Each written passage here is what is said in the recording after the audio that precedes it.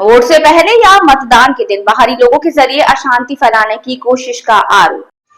Siliguri vote से पहले अथवा मतदान के दिन बाहरी लोगों के जरिए सिलीगुड़ी में अशांति फैलाने की कोशिश भाजपा द्वारा की जा रही है, ऐसा आरोप सिलीगुड़ी विधानसभा क्षेत्र के तृणमूल कांग्रेस प्रत्याशी गौतम देव ने लगाया। उन्होंने कहा कि कुछ लोग योजनाबद्ध तरीके से माहौल खराब करने का प्रयास कर रहे हैं ताकि मतदान प्रक्रिया प्रभावित हो सके। उन्होंने आगे कहा कि मतदान के दिन यदि किसी भी प्रकार की अशांति या अव्यवस्था की स्थिति उत्पन्न होती है तो वो अपने जीवन की परवाह किए बिना उसे रोकने के लिए हर संभव प्रयास करेंगे। उन्होंने दावा किया कि शांतिपूर्ण मतदान सुनिश्चित करना सभी की जिम्मेदारी है और इसके लिए वो अंतिम क्षण तक सतर्क रहेंगे। आज चुनाव प्रचार के अंतिम दिन सुबह उन्होंने सिलीगुड़ी नगर निगम के 19 और 20 नंबर वार्ड क्षेत्रों में व्यापक चुनाव प्रचार अभियान चलाया।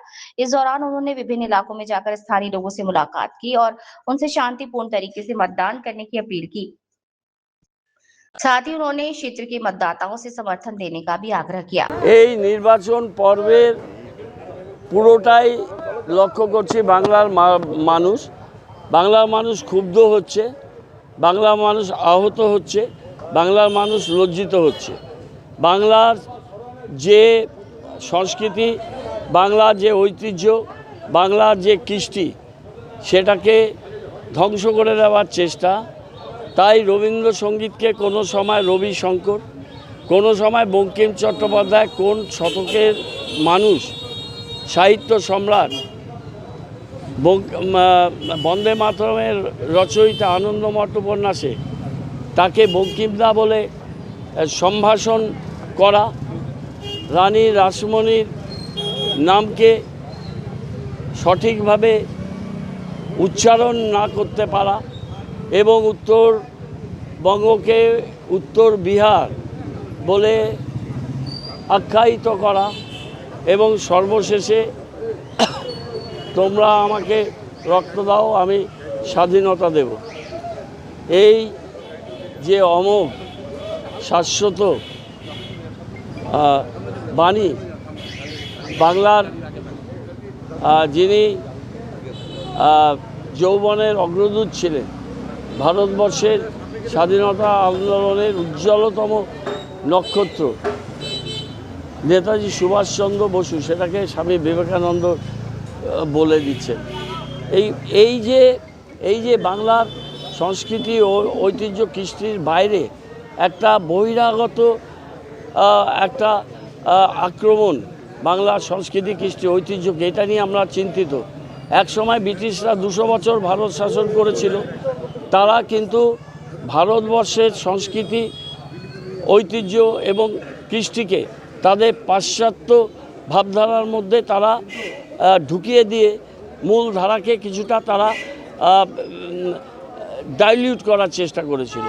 আর এরা তাদের বই লেখা, স্বাধীনতা সংগ্রামের ইতিহাসকে বিকৃত করে দেওয়া, নতুন ইতিহাস লেখা, নতুন সংবিধান লেখার প্রক্রিয়া নেওয়া, নতুন করে বাংলাকে ভেঙে বিহারের সাথে যুক্ত করে দিয়ে একটা উত্তর বিহার অঞ্চল যুক্ত করে দেওয়া এবং বাংলার মনীষীদের এরা মুছে দিতে চায়। এটা সংঘবদ্ধ আক্রমণ। এটা হচ্ছে বাংলার মনীষা, বাংলার ইন্টেলেক্ট, বাংলার প্রতিবাদ, বাংলার যে সব দিক থেকে ভারত এবং বিশ্বের সেরা জায়গায় পৌঁছে যাওয়ার যে দীর্ঘ উজ্জ্বল ইতিহাস, এরা বহিরাগতরা, বর্গীরা এরা হানা দিচ্ছে। হানা দিয়ে বাংলার এই সংস্কৃতি, বাংলার এই গরিমাকে তারা মুছে দিয়ে একটা নতুন তাদের ভাবধারা তারা এক ইতিহাস তৈরি করতে চাইছে।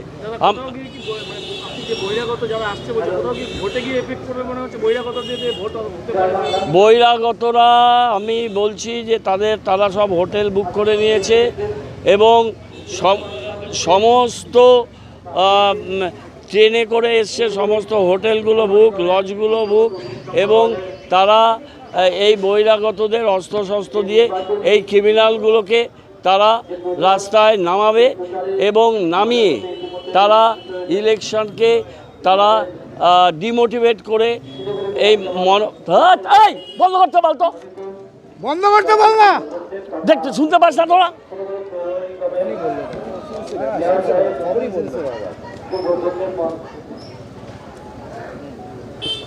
বলেই যাচ্ছে। অশান্তির আশঙ্কাই করছে। এরা বাইরে থেকে স্পেশাল ট্রেন করে পরিযায়ী শ্রমিক আনার নাম করে তারা বাইরে করে নিয়ে আসছে, ছবিও বেরিয়েছে। তারা শিলিগুড়ির দিকে আসছে, শিলিগুড়ি হোটেল, লজ, ধর্মশালা সব বুক করেছে। আমরা বারে বারে পুলিশকে কমপ্লেন করছি, বারে বারে আমরা ইলেকশন কমিশনে আর কোনো কাজ করে না। এসআইআর করে 42,000 নাম বাদ দেওয়ার পরও তারা নিশ্চিত নয়, তাই বহিরাগতদের নিয়ে তারা ভোট লুট করার চেষ্টা করছে। আমি একটা কথা বলে দিই গৌতম দেব, আমি রাস্তায় থাকবো। আমাদের 245টা বুথে 50,000 কর্মীকে নিয়ে রাস্তায় থাকবো, 50,000। একটা জায়গায় যদি বহিরাগতরা আসে, আমি সবার আগে প্রোটেস্ট করে, আমি ক্যান্ডিডেট, আমার ব্যাচ থাকবে, আমি সবার আগে যাব। আমার লাশের উপর দিয়ে, আমার রক্তের উপর দিয়ে বিজেপিকে যেতে হবে। চরম অসভ্যতা করেছে তারা, যেভাবে আমাদের অত্যাচার করলো এই কদিন, পোস্টার, ফেস্টুন, ব্যানার, হোর্ডিং তারা টাকা দিয়ে দিয়ে এই ভণ্ড ছেলেটি করেছে। বিজেপি রাত্রি 2:30টার সময় কোনো সুস্থ লোক ফেসবুক লাইভ করতে পারে না। সে এইভাবে যে অত্যাচার করেছে আমরা সহ্য করেছি, সহনশীলতা দেখিয়েছি, আমরা ভদ্রতা দেখিয়েছি, আমরা সংযত থেকেছি। কেননা জানি মানুষ এই ইলেকশানে এদেরকে এমন জবাব দেবে যে আর উঠে দাঁড়াতে পারবে না। কিন্তু ভোটের দিন যদি ভোট লুট করতে চায়, সেদিন গণতন্ত্রের উৎসবকে তারা শেষ করে দিতে চায়, আমরা করতে দেব না। এবং লাস্ট আমার সাথে 50,000 কর্মী থাকবে, বিজেপিকে আমি বলে দিতে চাই। এবং আমি নিজে লিড করব, লিডিং ইন দি ফ্রন্ট, কোনো দিন পিছন থেকে লিড করিনি। জীবন দেব, রক্তের উপর দিয়ে ইলেকশন হবে, আমার লাশের উপর দিয়ে এই বহিরাগতরা যাবে, কিন্তু একটা ভোট লুট করতে আমি দেব না। এবং তার জন্য আমার জীবনকে বাজি রেখে আমি করছি। আমি মানসিকভাবে প্রস্তুত। আমার বাড়ির ছেলেমেয়েরা বাইরে ছিল, স্ত্রী বাইরে ছিল, তারা এসছে। আমি জানি না যে 23 তারিখ রাত্রিবেলায় আমাদের বাড়িতে কান্নার রোল উঠবে কিনা, বা বাড়ির মানুষরা শান্ত সমাহিত থাকবে। কিন্তু আমি এটা বলতে চাই, এটা মানুষের ডেমোক্রেটিক অধিকার, মানুষের সাংবিধানিক অধিকার। বাইরে থেকে লোক এনে ঢুকিয়েছে। আজকের পরে প্রচার 6টায় শেষ হওয়ার পর বহিরাগত কারো থাকার অধিকার নেই। আমি একটু পরে ইলেকশন কমিশনকে আমি যেখানে বলা আমি বলেছি, আবার বলবো, তারা যদি ভাষা ভঙ্গিমা বুঝতে না পারে, ইলেকশন কমিশনকে বলতে চাই, তোমরা শুধরে যাও। 50,000 লোক রাস্তায় থাকবে কালকে, 50,000 তৃণমূলের ওয়ার্কার না, তারা শিলিগুড়ির নাগরিক, তারা শিলিগুড়ির মানুষ, তারা তাদের ভোট দিতে চায়। এমনি 42,000 কেটেছো, তারপর বাইরের থেকে লুটেরাদের নিয়ে এসে, ভর্গীদের নিয়ে এসে তোমরা সেই বুথগুলোকে দখল করে বহিরাগতরা অস্ত্রশস্ত্র নিয়ে তারা বিহার থেকে ঢুকিয়ে দিয়েছে, বিভিন্ন জায়গা থেকে, অসম থেকে ঢুকিয়ে দিয়েছে। তাদের চিফ মিনিস্টাররা এসে এখানে এই কাজগুলো করেছে। আমরা জীবন দেব। আমি জানি না 23 তারিখ কী আছে, কিন্তু 23 তারিখ কোনো জায়গায় গণ্ডগোল হলে একদম পুলিশ গুলি চালাক, আর ওদের সন্ত্রাস বাহিনী তারা অত্যাচার চালাক। মানুষকে নিয়ে এটা প্রতিরোধ এবং প্রতিবাদ হবে।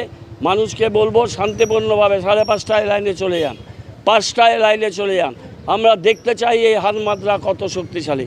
আমি একটা আশঙ্কা প্রকাশ করেছেন, নির্বাচন কমিশনে জানিয়েছেন তিনি গ্রেফতার হতে পারেন, পরেশ অধিকারী গ্রেফতার হতে পারেন ভোটের আগে। কোথাও গিয়ে কি এরকম আশঙ্কা কাজ করছে আপনার মধ্যে? গৌতম দেবকে টাচ করার ক্ষমতা নেই। টাচ করে দেখুক নির্বাচন কমিশন, ইডি, সিবিআই, আইটি। আমি খোলা ময়দানে চ্যালেঞ্জ দিলাম, তাদের ক্ষমতা থাকলে সে টাচ করুক, শিলিগুড়ির মানুষ সেটা বুঝবে। আমি কোনো আশঙ্কা করছি না, গ্রেপ্তার করার ক্ষমতা নেই, কিন্তু এরা সব কিছু করতে পারে। করলে মানুষ রাস্তায় নেমে করবে, আমার 50,000 কর্মী এবং সাধারণ মানুষ করবে। এর থেকে বেশি কিছু বলতে পারি না। আমি